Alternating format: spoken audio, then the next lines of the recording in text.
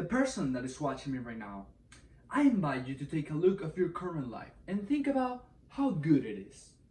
I can tell that it's not perfect, but what if I tell you that it will end in the next few days? It will look nicer, wouldn't it? Well, the people living during the Cuban Missile Crisis of 1962 had a deeper look to this case. Welcome, Dr. Council and fellow classmates. I am Miguel Salgado. In this occasion, I'll be informing you about the events that took place during the greatest moment of tension of the Cold War.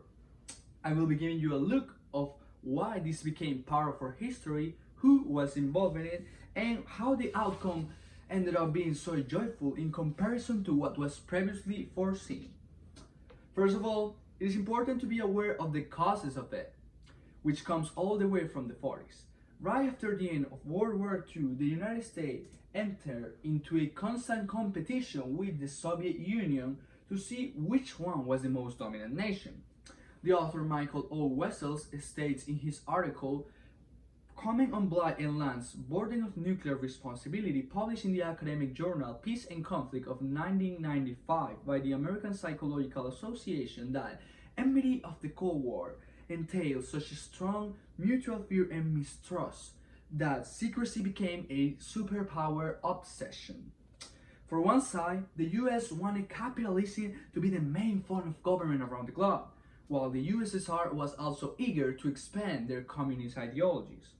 One nation to fall under Soviet influences was Cuba, the neighbor island of the US, making a new enemy at the time.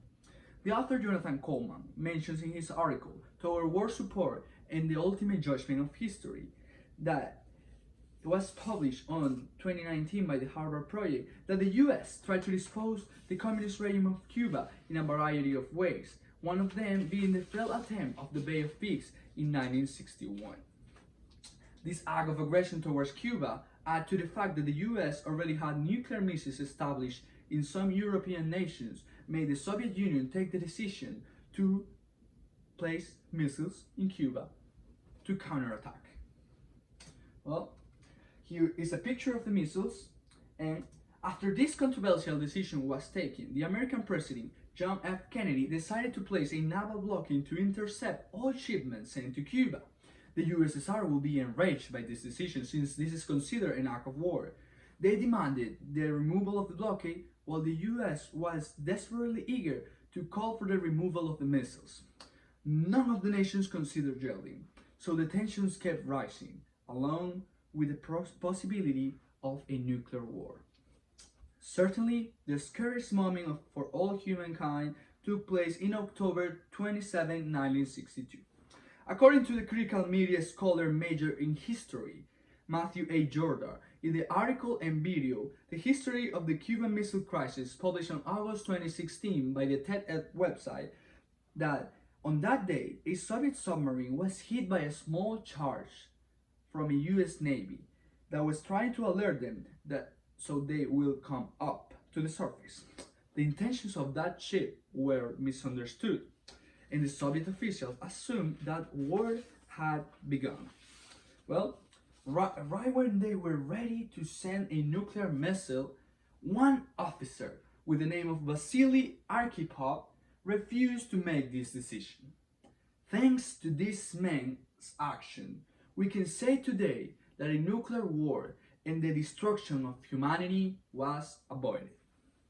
Finally, diplomacy found its way to solve the conflict between the countries.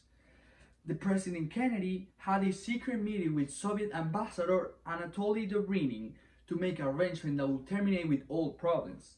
The Soviet Union agreed to remove all missiles from Cuba as long as the US removed their missiles from Turkey and Italy. After all, Soviet's intentions were not to start a new war, but to provide security to its allied nations, as the US was doing with the European allies. In the article of 2018, How did the tripartite relationship among the United States, the Soviet Union, and Cuba led to the Cuban Missile Crisis and complicate efforts to resolve the crisis? Published on the Journal of History, Culture and Art Research, where famous topics of history are covered. Rafi Rasa Sengro and other authors state that the reason of the Soviets to install these missiles was to show Americans that Cuba was not alone and it will come with their constant protection. Okay. Now that you're aware of the events that took place during this arduous time of the Cuban Missile Crisis, the rising of powers in years following World War II led to a conflict between two huge nations. The USSR placed some missiles in Cuba, and the response of the US was a very defensive one.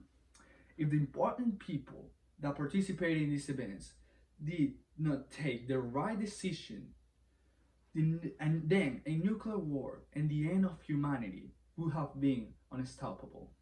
Today, I can stand right here and safely talk to you, and I'm so happy that this ended up in this way. Thank you very much for your attention. Have a nice day.